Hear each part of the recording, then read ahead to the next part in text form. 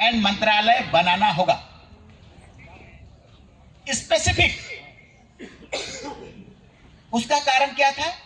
उसका कारण यह था कि वर्ल्ड में, दुनिया में आदिवासियों का कल्चर, उसकी संस्कृति, उसकी प्रथा, उसका परंपरा, उसका लैंग्वेज, वो सब खोता हुआ लोगों को दिखाई दिया। दुनिया वाले तो और ज्यादा चिंतित रहे, यूनाइटेड नेशन ज्यादा चिंतित रहे, क्योंकि वर्ल्ड में बहुत ज्यादा इसकी क्षति हुई है और क्षरण हुआ है दुनिया में। जैसे हम लोग पाते हैं पेरू के आसपास, दक्षिण अमेरिका के आसपास आदिवासियों की संख्या पर्याप्त हुआ करती थी, अब वो प्रथा परंपरा नहीं रहा। इवन इतना कि नॉर्वे, स्वीडन, इस आसपास में भी, ऑस्ट्रेलिया, न्यूजीलैंड, आदिवासियों का वजूद हुआ करता था, वो खत्म हो गया, समाप्त हो गया। तो दुनिया को भी चिंता रहा। इसी तरह से भारत में भी बहुत सारे अभी भी बरकरार रहे हैं और बरकरार हैं, तो उनको आगे ले जाने के लिए, उनको बुझे नहीं, उसके लिए दिया को सलाई की जरूरत और जलाते रहने के लिए, जलने के लिए यह मंत्रालय का गठन हुआ है।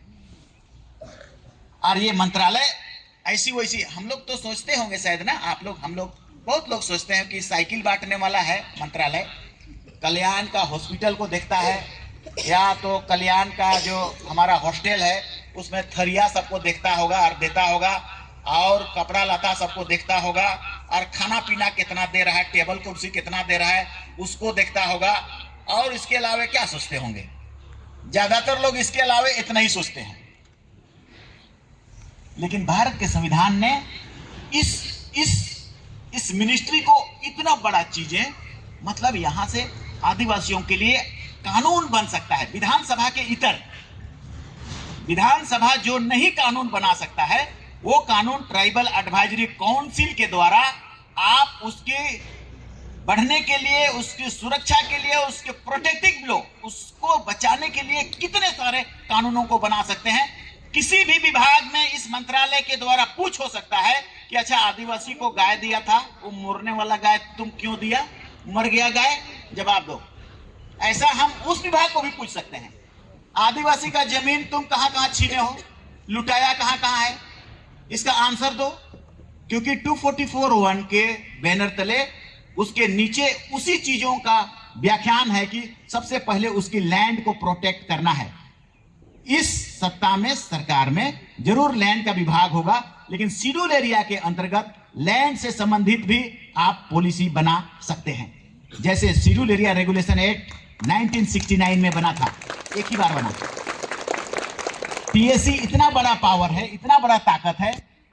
हम थोड़ा ये चीजों को कह रहे हैं आपको समझने समझाने वाली बातों को, इसीलिए शायद ये बहुत जोशीला नहीं होगा, ये बहुत शिथिल होगा, और जैसा हम लोग का एक प्रारूप रहा करता था उससे हटके होगा। मगर हम लोग इसको चित्रण कर रहे हैं उसका, और डिस्कशन कर रहे हैं कि ये है क्या और हम लोग कर क्या सकते हैं। और आप सभी को इसके विषय में जानना भी है। इतना आप लोग जरूर मोटा मोटा जानते हैं कि हमारा स्कूल ठीक कर देंगे, कॉलेज ठीक कर देंगे, हमारा स्टाइपेंड हो जाएगा, हमको अमेरिका भेजेंगे, इंग्लैंड भेजेंगे, बड़ा बड़ा लाइब्रेरी खोल देंगे और ट्यूशन करेंगे, कोचिंग करेंगे, आईएएस का कराएंगे, सब कुछ कराएंगे। ये सब कुछ होगा।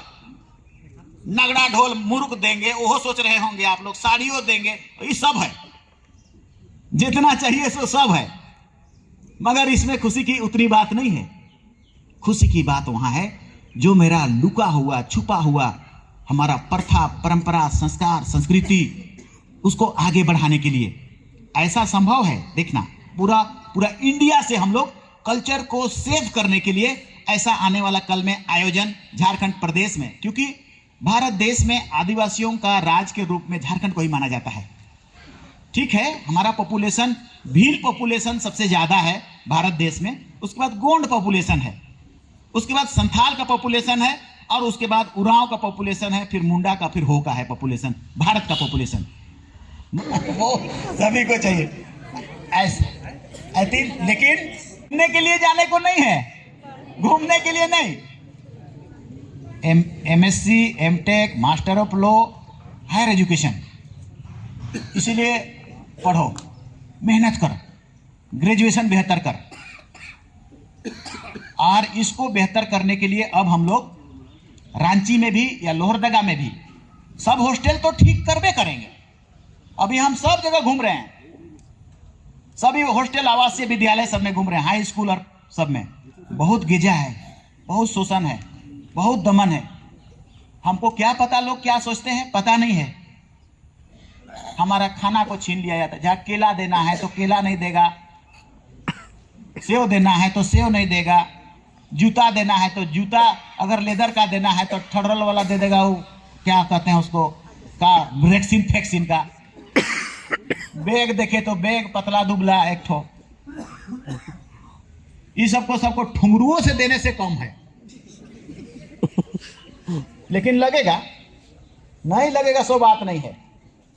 पढ़ाई बहुत लो है, पढ़ाई बहुत लो है। इसीलिए हम जांच करने का कोशिश करते हैं कि मैथमेटिक्स में थोड़ा सा फार्मूला बताओ, या साइंस में थोड़ा सा बताओ, या अंग्रेजी में जो कि बहुत जरूरी है। आने वाला कल में आपके लिए हम दिल्ली भेजेंगे या रांची में कोचिंग करेंगे, या डॉक्टर और इंजीनियर आपको बनाने का कोशिश करेंगे। उसके लिए आप आईएससी पढ़ेंगे, फिजिक्स पढ़ेंगे, केमिस्ट्री पढ़ेंगे, तो जाहिर है वो सारी किताबें अंग्रेजी में होंगी। और उन किताबों को पढ़ने के लिए अभी से आपको अंग्रेजी जानना होगा, आपको एप्लीकेशन लिखने जानना होगा। तो आप बताओ थोड़ा थोड़ा, आप छोटा सा टेंस, मैं खाना खाता हूं उसको बताओ तो बेटा कौन कौन बताने जानते हो? कोई नहीं जान पाता है। तुम लोग को नहीं पूछने हाथ उठा दे। तब हम टीचर को पूछते हैं, अच्छा टीचर आप बता दीजिए उसको। टीचर भी गया काम से। कैसे सिलेक्शन हुआ टीचर का भी आई डोंट नो, मेरे को पता नहीं है। ऐसा है आदिवासी के प्रति में चीजें। कई जगह हम लोग पूछ रहे हैं, जान रहे हैं, पता नहीं। और बड़ा इंजीनियर आईआईटी बनता है सीबीएसई बोर्ड से, वो बोर्ड लगा के हम लोग चलाएंगे। और उस लेवल का क्यों नहीं चला सकते हम लोग? नेत्रहाट क्यों नहीं बना सकते हम लोग? डीएवी क्यों नहीं चला सकते हम लोग उसके जैसा? डीपीएस क्यों नहीं चला? उससे बेसी पैसा हमारे पास है। मगर सब एक ठो नोचे वाला ही ने, एगो ही ने नोचे वाला, नोच के एको को चुने ही नहीं देता है। मिली भगत। तो ठुंगरू नहीं लगाओगे तो क्या करोगे बोलो? लगने को तो लगवे करेगा। उधर शायद पीछे तक नहीं सुनाई दे रहा होगा।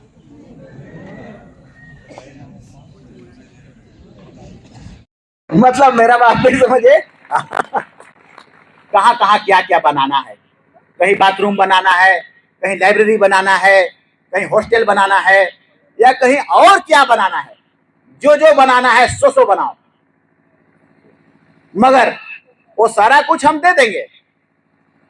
अगर तुम कहोगे तो पूरे चॉकलेट खूब सारा दे दो, बक्सा बक्सा वो दे देंगे। लड्डू दे दो, मिठाई दे दो, वो दे देंगे हम। चिकन मटन खूब खूब दे दो, रोज रोज दे दो कहोगे, वो दे देंगे हम।